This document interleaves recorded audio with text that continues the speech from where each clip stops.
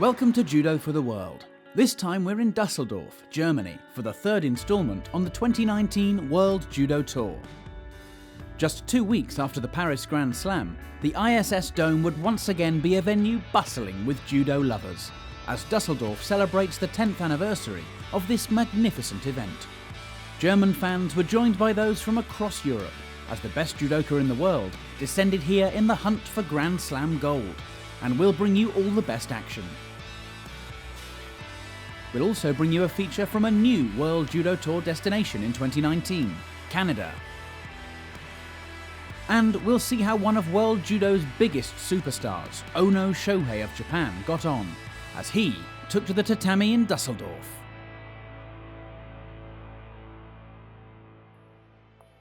But we started under 52 kilograms, where Kosovan heroine Majlinda Kelmendi continued a comeback which has seen her take 2 Grand Prix golds so far.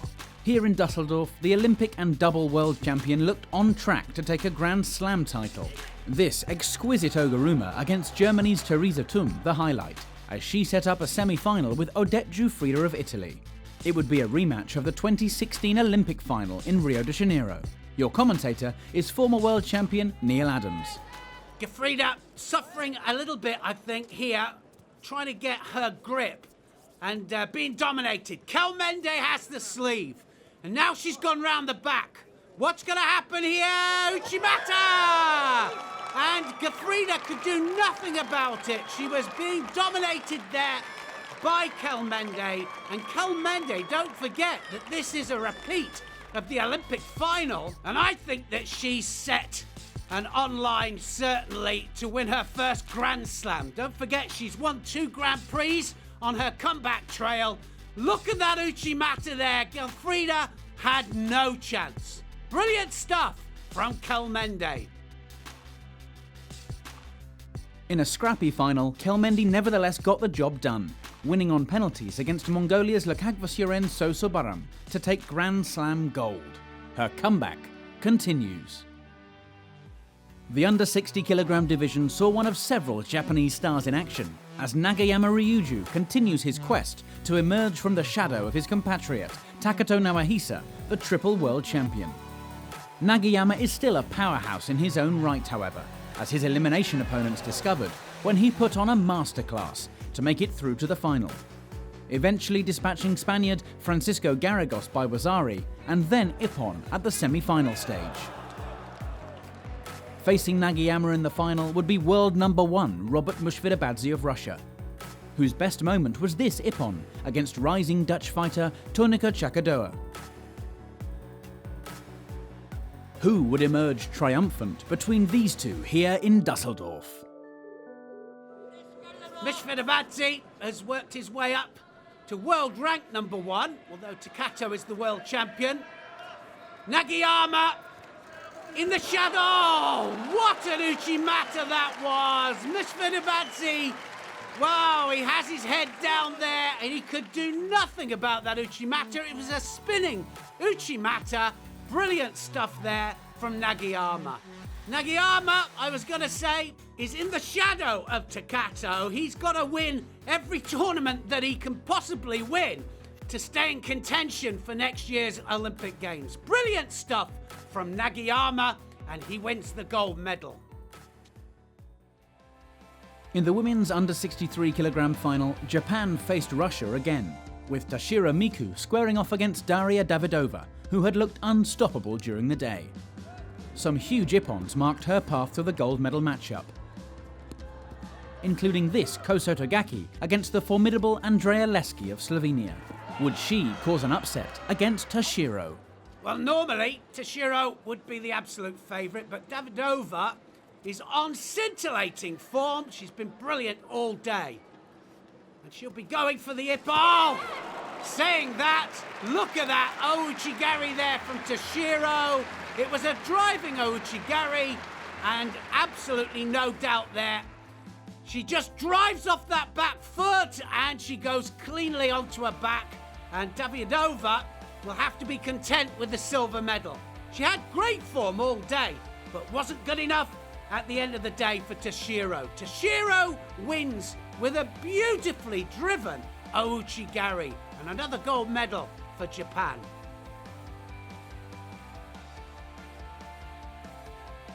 Mrs. Andrea Milz, Germany's State Secretary for Sports and Non-Profit Organisations, was on hand to award Toshiro with her gold medal.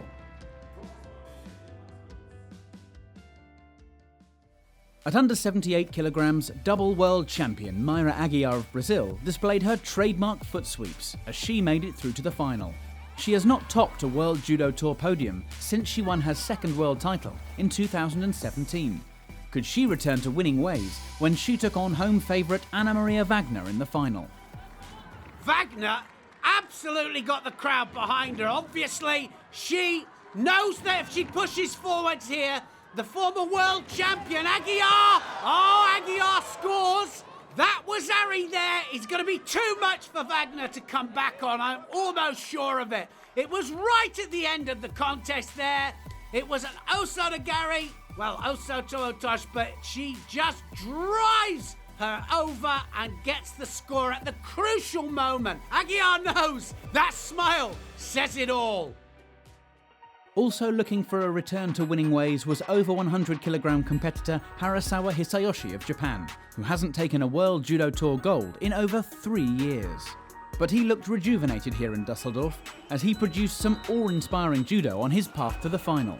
After this Ouchigari Ippon against Georgia's Onise Bugadze, he flattened Mongolia's Ulizibayar Duranbayar with Uchimata in their quarter-final contest.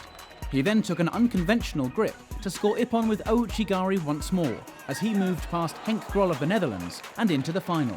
Having lost out on gold 2 weeks ago in Paris, would Harasawa feel the pressure as he took on Russia's Inal Tasoev with the Dusseldorf Grand Slam title on the line? Wow. Well, I think that, he gets a Shido, Harasawa. And now, we know he can attack and we know he can throw. He just needs to put it in. Oh, what an Uchimata that was. Taseyev just didn't stand a chance on that. And that's what can happen when Harasawa decides to really attack. He's got a brilliant Ouchi and he's got a brilliant Uchimata. And that was his first World Tour gold since 2016. Brilliant stuff from Harasawa, and that follows his silver medal last week in Paris. Look at the Uchimata, look at the lift he gets. And that was a textbook Uchimata from Harasawa. Harasawa is back. Once again, Germany is showing how to host a World Judo Tour event, something which Canada will be doing for the first time this year, with the occasion of the inaugural Montreal Grand Prix. Now we bring you our latest feature, showing you how judo impacts this nation.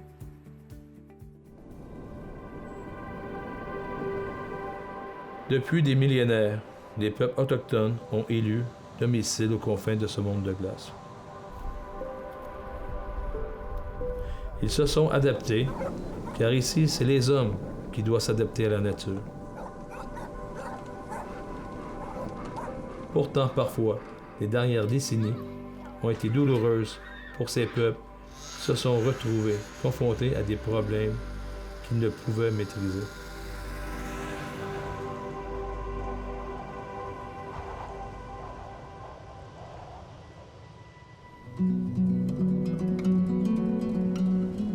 Dans les territoires du Nord-Ouest, nous avons 33 communautés et nous avons différentes Premières Nations. Alors j'ai dû prendre mon judogi et voyager différentes communautés dans le but de promouvoir le judo et développer les racines du judo dans les territoires.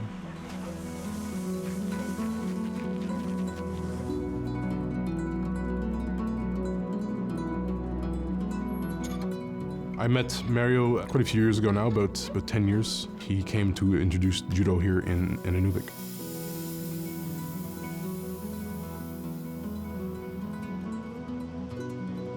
A challenge we have as teachers is dealing with intergenerational trauma. And I actually have a personal connection to that. In my ancestry, I have family members. They were indigenous people from Labrador that were taken from their families. They were stripped of their culture and identity. It was a tragedy. It was something that affects people in many different ways. What I like about teaching judo here is it brings people from all different types of backgrounds. Everybody's the same when they step on the mat. The cultural values of the communities mesh very well with judo. The idea of respecting elders, respecting each other, respecting yourself, and treating others as you would want to be treated. Nous avons une longue relation avec les jeunes en judo. C'est des valeurs que les jeunes post-traumatisés ou qui ont vécu des conflits s'unissent.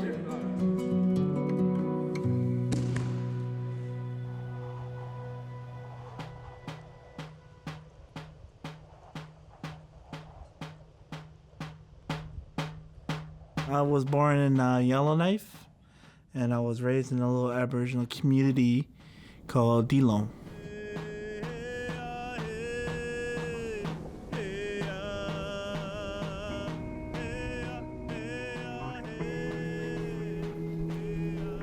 Our community is our drums. Every beat we hit, it's the heartbeat of Mother Nature. The wood comes from the trees, and the skin comes from the animal that we survived on. In my community in Dilo, lots of the young ones are going through drugs and alcohol. Young ones that we lost were close to me too. I was about to give up everything till judo came in my life and changed everything. Yeah, don't move with them right. My future dream is actually become a youth worker, and I would love to become a sensei and teach the young ones how I've been taught.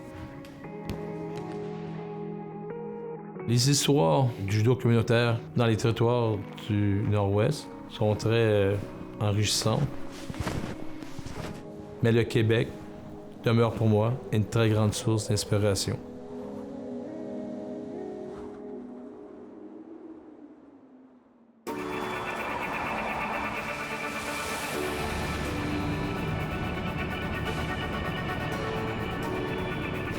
Je suis venue au Canada parce que ma mère voulait qu'on immigre ici tous ensemble. Elle trouvait que c'était un beau pays pour avoir un avenir, pour les études et pour fonder une famille pour nous plus tard.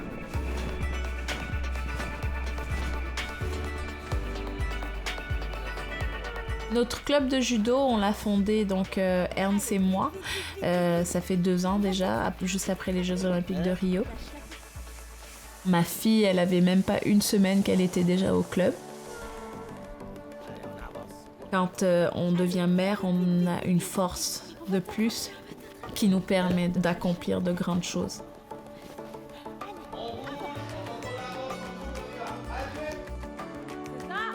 Dans notre club, on a énormément de différents pays, donc le judo permet vraiment d'avoir tout le monde ensemble sur le tapis. Beaucoup de jeunes aujourd'hui qui décrochent à l'école, ils ont l'habitude facile d'abandonner tout ce qu'ils entreprennent. Donc au judo, on leur apprend vraiment à quand ils commencent quelque chose, il faut qu'ils le finissent. S'ils tombent, c'est pas grave, on se relève. On essaie de faire tomber l'adversaire, même si c'est nous qui tombons plusieurs fois. Le judo nous permet d'apprendre sur le tapis, mais également dans la vie.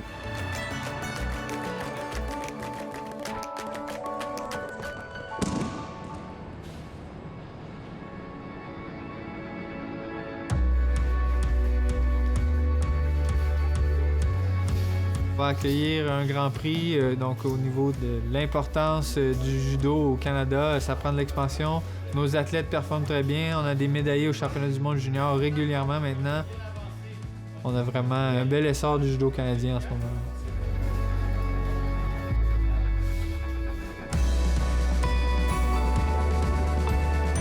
L'esprit du judo d'amitié, de bénéfice pour tous et chacun, de collaborer, c'est vraiment quelque chose qui est présent dans les dojos, puis je pense que c'est ce qui aide justement au développement du judo, vraiment comme je viens de le dire, à la grandeur du pays.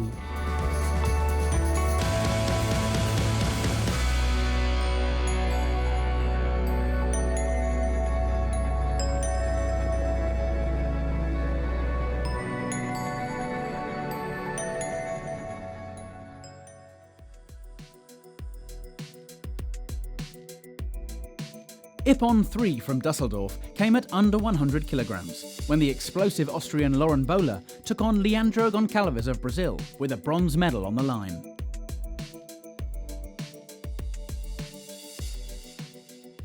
Any score now will win the match. Both pushing forwards.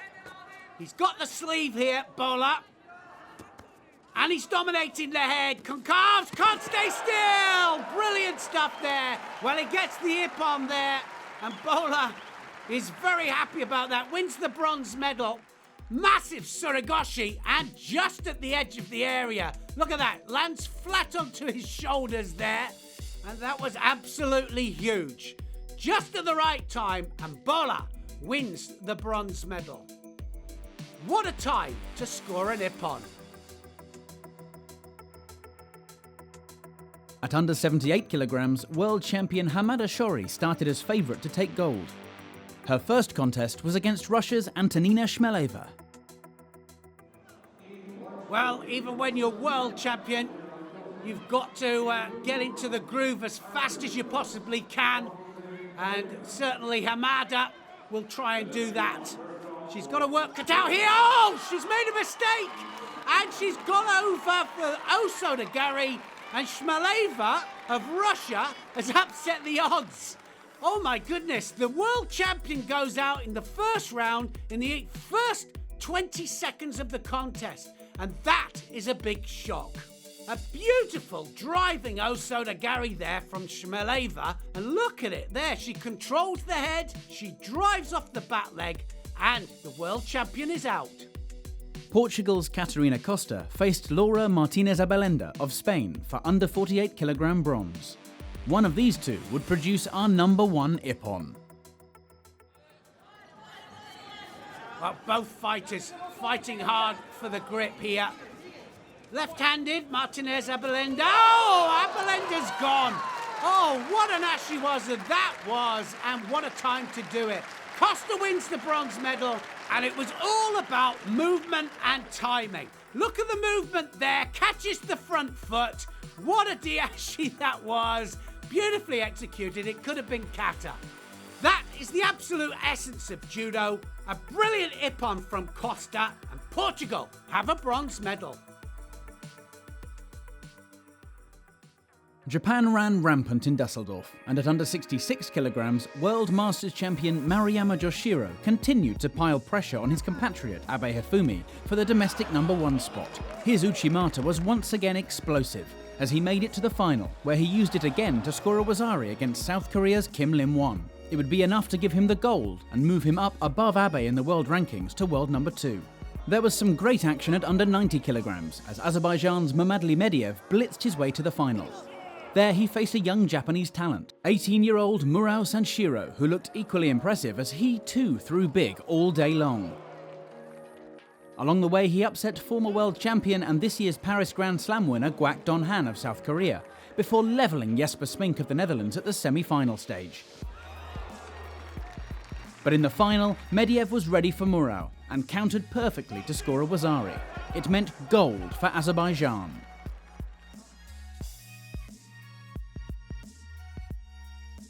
There was a spectacular finish to one of the bronze medal contests, as Russia's Mikhail Igolnikov flattened Alexander Kukolya of Serbia to win by Ippon.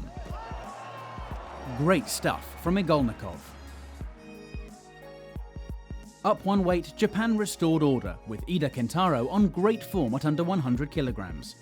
After throwing Olympic bronze medalist Cyril Marais of France for Ippon. He then took on Varlam Lipatiliani, the world number one from Georgia, who just 2 weeks ago took gold at the Paris Grand Slam. But he became another high-profile scout for Ida, who defeated him by a wazari.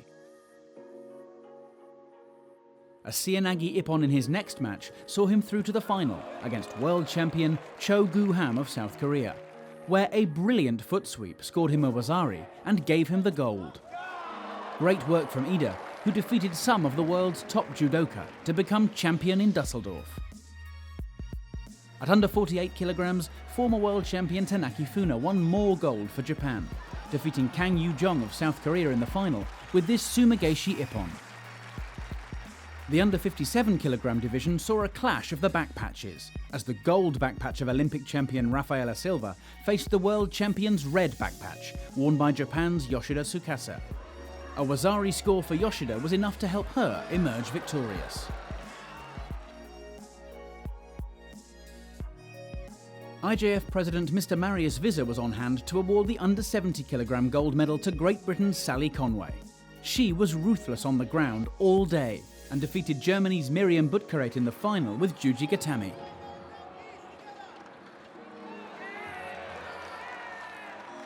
And finally, there was yet more gold for Cuba's Idalis Ortiz, who defeated reigning world champion Asahina Serra in the final of the over 78 kilogram division. Another gold medal for the cabinet of this incredible judoka. More gold came for Japan at under 81 kilograms, with world silver medalist Fujiwara Sotaro defeating Russia's Aslan Lapinagov in the final. But the man the crowd had come to see was Paris Grand Slam champion Dominik Ressel of Germany, who faced Mongolia's Nyamsuren Dagvasuren in one of the bronze medal contests, which was decided in golden score. Ressel can steal matches. Winner of the Grand Slam in Paris just 2 weeks ago. And now, look at that, he's stolen it. Nyamsuren made a mistake there. He came in for a weak attack and Ressel just drove him onto his back. Brilliant stuff from Ressel. We saw him do this a couple of times in Paris, and now he's done the same. It was a badly executed technique by Nyamsuren, and Ressel has stolen it in front of his home crowd. 2 huge tournaments back to back, and that shows that Ressel is really up there with the best. The crowd celebrate, as does Ressel, and Ressel will look forward to the World Championships. We finish with the under 73 kilogram division, which was the talk of the town in Dusseldorf, with the entry of Japan's Olympic and double world champion Ono Shohei, a 3-time winner of this event. At the quarter-final stage, he was victorious in a rematch of the Olympic final against Azerbaijan's Rustam Orujov, throwing his opponent for ippon with uchimata. He then showed his versatility with a perfectly timed foot sweep in his semi-final against Tajikistan's Somon Makhmadbekov. Ebenuma Masashi would face him in an all-Japanese final. The 3-time world champion at under 66 kilograms is still a force to be reckoned with in the higher weight division. But could he stop Ono in Dusseldorf, one of his favourite stomping grounds?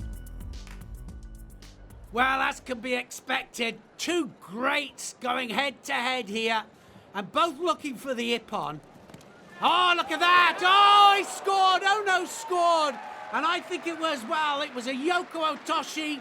I think he started with a Sumigaeshi, but it turned into a form of Yoko Otoshi. But he takes Ebenuma over for a Wazari. Ebenuma tries to cartwheel out, but didn't manage it. And he goes over for the Wazari. Could that be the decider for Ono? Ono now just holding off. 4 seconds to hold it off. And very difficult for Ebenuma to come back. It was brilliant stuff from these 2 absolutely amazing judoka, and Ono showed what a class act he is. He has such versatility, you never know what technique he's gonna do next. The 4th time that he's won here in Dusseldorf. Dusseldorf loves Ono. So that's a wrap for Dusseldorf number 10. Once again, this event did not disappoint, with big wins for some of the sport's biggest names. And on top of the pack were Japan, whose judo stars shone in Germany, with their talisman Ono Shohei leading from the front. Next we'll be in Morocco for the 2019 Marrakesh Grand Prix.